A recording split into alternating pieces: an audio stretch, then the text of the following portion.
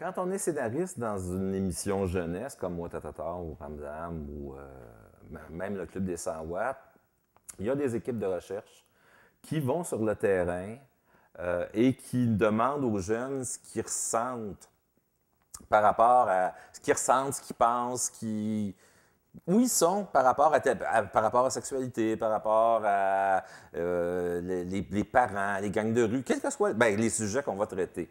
Alors, ça nous donne le pouls. On a souvent des verbatims d'entrevues faites par des recherchistes. Bon, il y a ça. Il y a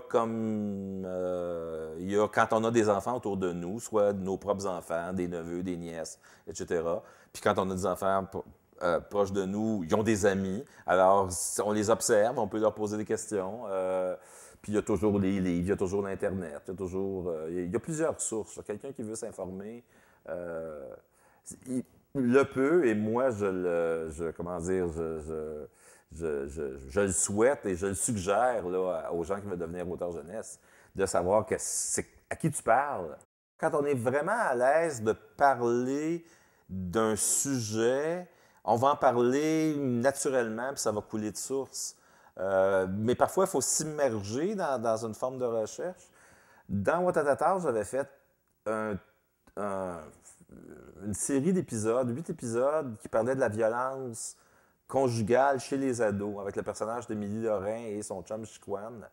Bon, ben, c'est sûr que c'était difficile émotivement, peut-être un petit peu pour moi d'écrire ça, mais c'était peut-être nécessaire de parler de ce sujet-là. En faisant la recherche, on s'est aperçu qu'il n'y avait pas de statistiques pour les 18 ans et moins pour ce qui est de la violence conjugale.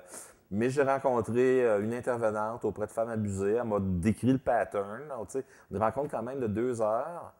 Puis une fois que j'ai compris le fonctionnement, le type psychologique du gars, puis le type psychologique de la fille potentiellement abusée ou abusable, ben à partir de ça, j'ai fait le truc, là. J'ai écrit des épisodes et puis ça a bien fonctionné. Je veux dire, en termes de représentation, ces épisodes-là ont été repris par des maisons de femmes battues. Pour montrer le comportement du gars, le comportement de la fille et comment s'en sortir. Là, c'était la recherche, là, parce que c'était pas une réalité que je connaissais. Et donc, c'était la recherche qui était importante, de bien comprendre le mécanisme relationnel. Puis ensuite de ça, c'est le travail de scénariste de transposer. Ça, je te dirais que c'est la méthode Jeannette Bertrand. Jeannette Bertrand, non, mais c'est vrai, Jeannette Bertrand, elle s'est jamais cachée pour dire, pour toucher à des sujets délicats. Elle a fait une longue série de dramatiques à Télé-Québec. Et pour dire qu'elle allait dans le milieu, puis qu'elle faisait de la recherche, etc., etc. On a quand on va faire une forme de ce que Jean-Pierre Morin appelle la dramatique réalité, ben on a comme un modèle. Puis ce modèle-là, c'est Jean-Luc Bertrand, là.